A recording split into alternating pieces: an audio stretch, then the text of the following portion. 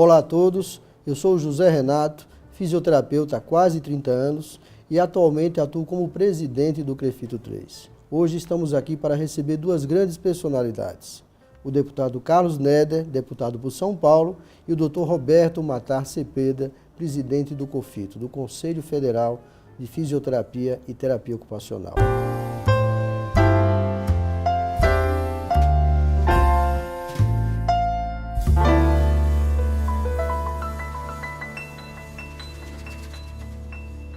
Especificamente hoje vamos falar sobre um tema importante, o ensino à distância no país, especificamente no estado de São Paulo.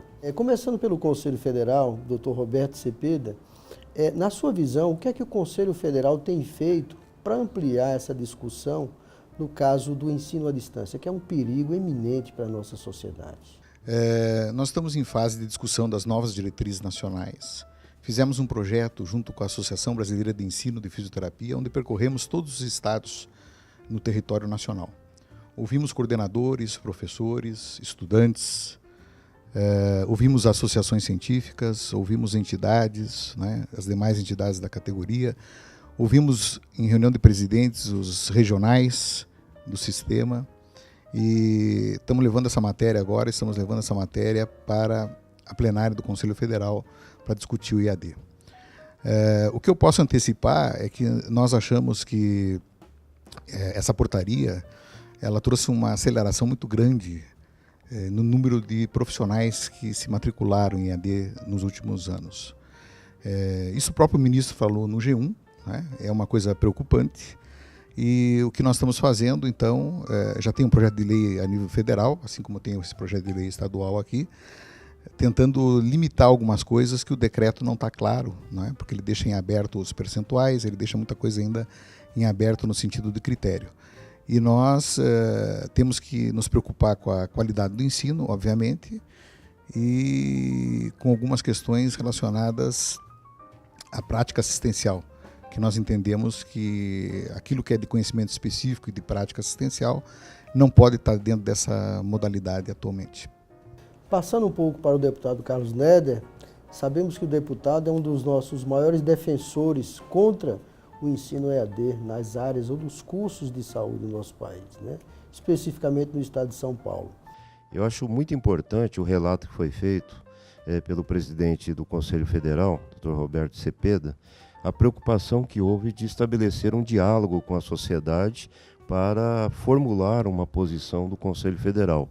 Eu fico me perguntando se o decreto presidencial e a portaria normativa em âmbito do Ministério foram precedidos desse mesmo esforço de ouvir os profissionais, de saber se aquilo que está contido, tanto no decreto como na portaria, de fato atende à expectativa de quem atua na área da fisioterapia, para citar um exemplo.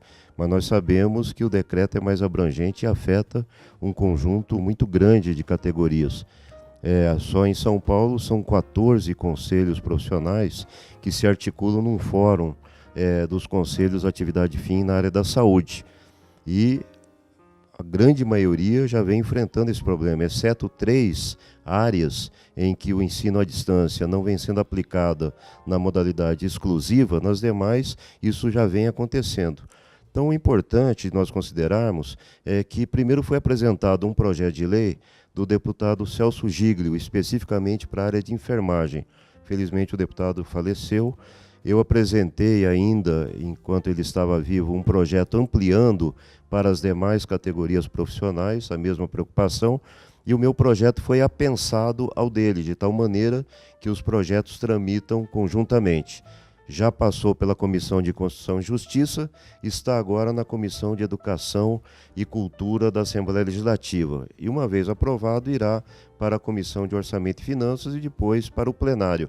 Eu acho que esta articulação dos vários conselhos profissionais, em especial com o protagonismo do Conselho Regional de Fisioterapia, tem sido muito importante para fazer com que o projeto caminhe e a gente possa fazer um debate qualificado, mostrando que ninguém tem preconceito em relação a novas tecnologias, mas nós queremos resgatar também a necessidade de contemplar a questão da formação em serviço, com acompanhamento dos docentes, e que isso não se faça apenas na modalidade à distância.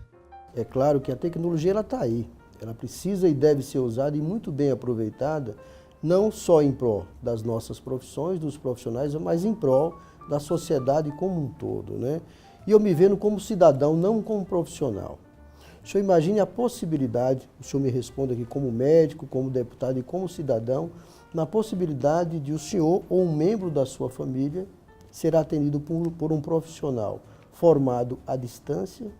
Pois aliás, neste momento, eu e toda a minha família estamos sendo atendidos por um profissional, que eu não vou citar o nome, mas nós o escolhemos analisando exatamente toda a trajetória acadêmica, o estudo que foi feito depois no seu mestrado, estudos de pós-graduação e de especialização, e toda a expertise que decorre da experiência prática e como se deu a formação desse profissional.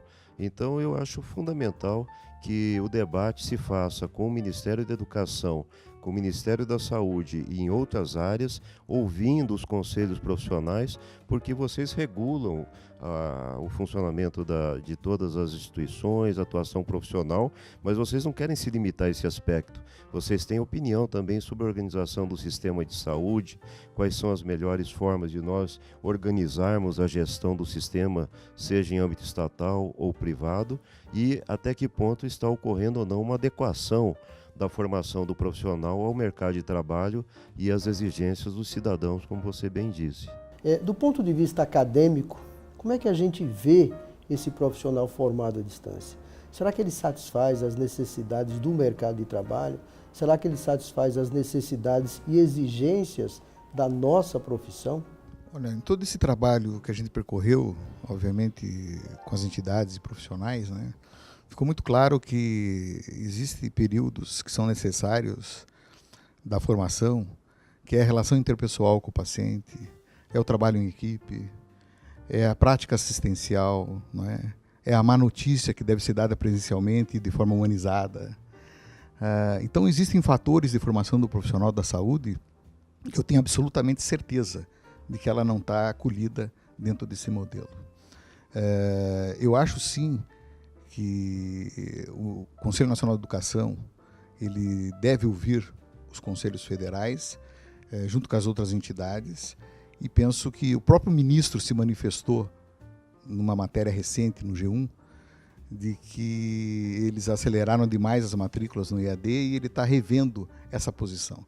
O que nós desejamos é que o ministro realmente faça esse esforço, entenda que o profissional da saúde é um profissional com uma formação um pouco diferenciada dos demais profissionais e reveja a portaria. Reveja a portaria, escute a sociedade, escute os profissionais, porque o que nós queremos é a mesma coisa. Não existe aqui um corporativismo. O que existe aqui é um benefício à população no sentido de garantir um profissional com uma boa formação. Deputado Carlos Deder, aproveitando a fala do Dr. Cepeda, como já foi aqui falado, recentemente, dia 31 de agosto, no G1, o próprio ministro se manifestou. Ele preocupado, né? Cursos na área da medicina, da enfermagem e da fisioterapia, formados ou formando profissionais à distância. Ele achou que não era passível de admissão a situação dessa. Será que isso não mostra um descontrole no governo federal?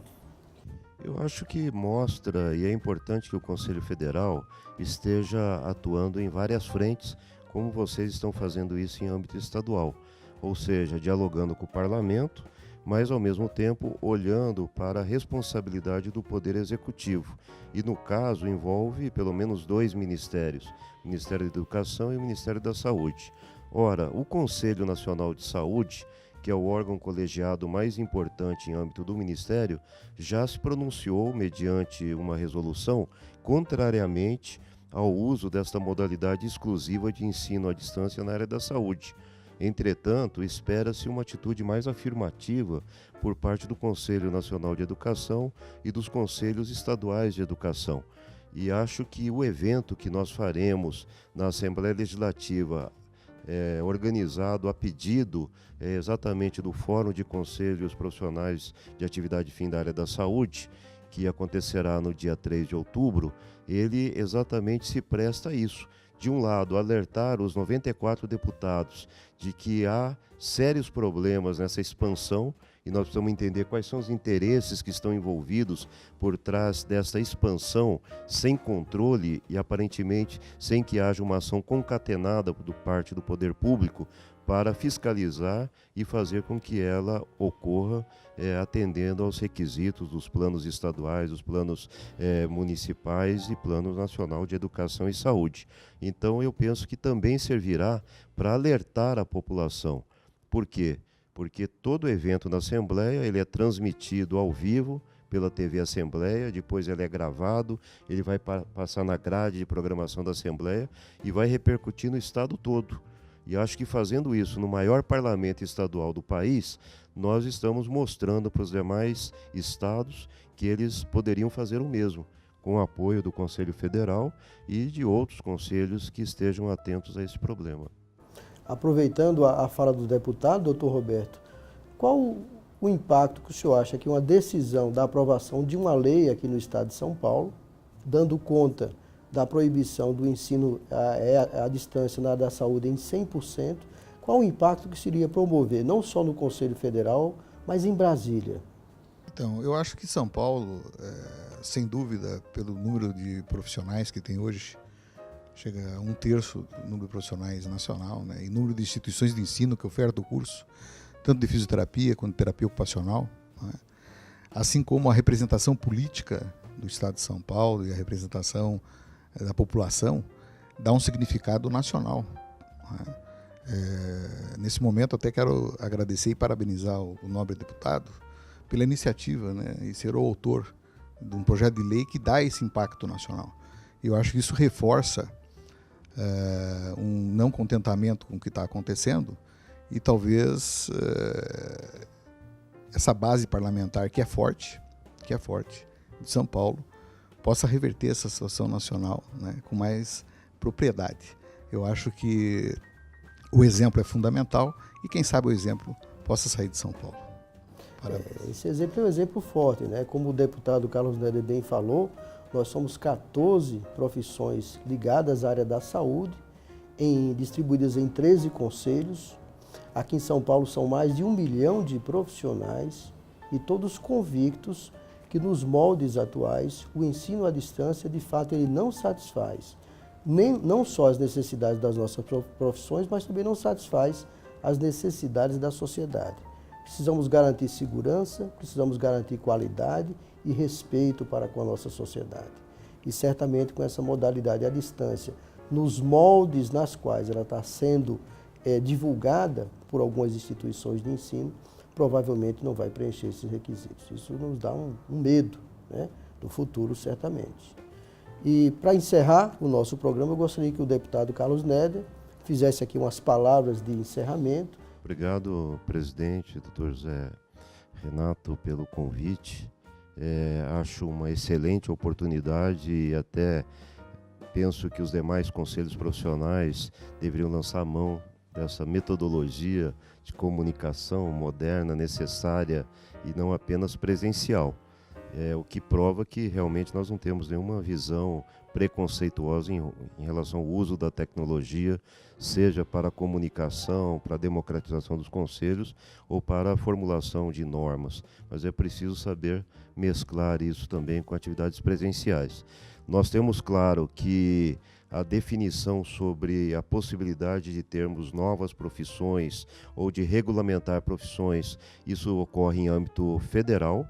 Portanto, nós não estamos invadindo uma competência da Câmara dos Deputados, mas em âmbito estadual nós podemos e devemos tratar da questão do ensino técnico, da questão da capacitação de nível médio e do envolvimento que isso acaba gerando também na formação de profissionais de nível superior. Então, uma ação que seja tomada em âmbito estadual mas que esteja articulada, concatenada com a ação do Conselho Federal, por exemplo, de fisioterapia, nos dá uma certeza de que o debate ganhará uma outra projeção, uma vez aprovado esse projeto de lei. E esperamos que a população perceba que há alguma coisa que precisa ser melhor entendida. Interesses econômicos que não pode se prevalecer sobre o interesse da população de ter uma assistência de saúde de qualidade. Então, queremos que o poder público tome cuidado com essa expansão fora de controle que estamos observando. Muito obrigado pelo convite. Nós é que agradecemos, deputado. Doutor Roberto, por gentileza.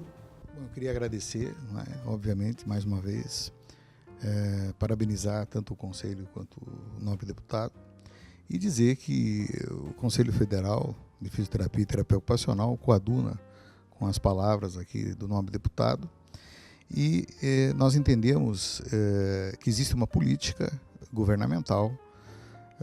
Às vezes a tese de que nós precisamos ter mais pessoas chegando ao nível superior e concluindo o nível superior nesse país, o que eu concordo, porém, a questão é que nós precisamos melhorar a nossa sociedade, e a melhoria da sociedade, no meu entendimento, é um cidadão bem informado, não é?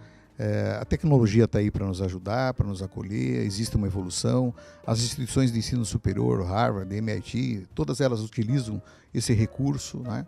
O que eu acho que a norma ela está muito aberta, realmente não cabe EAD em saúde, né? Nós temos que discutir o percentual disso, fixar um percentual. Na norma ainda ficou em aberta a questão da estrutura, não é? Porque necessariamente a instituição de ensino não precisa ter estrutura, ela pode terceirizar isso, que são pontos que eu acho que é complicado, porque depois a fiscalização ela não é eficaz sobre o ensino. Então eu diria o seguinte, não basta nós termos mais profissionais chegando ao nível superior, nós precisamos ter uma sociedade melhor, uma formação melhor, uma saúde melhor, né, uma educação melhor. E aqui eu não vou nem discutir a modalidade, porque o nosso presencial também não está adequado.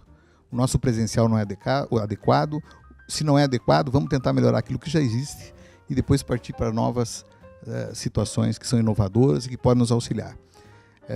Eu espero, mais uma vez, que o Conselho Nacional de Educação,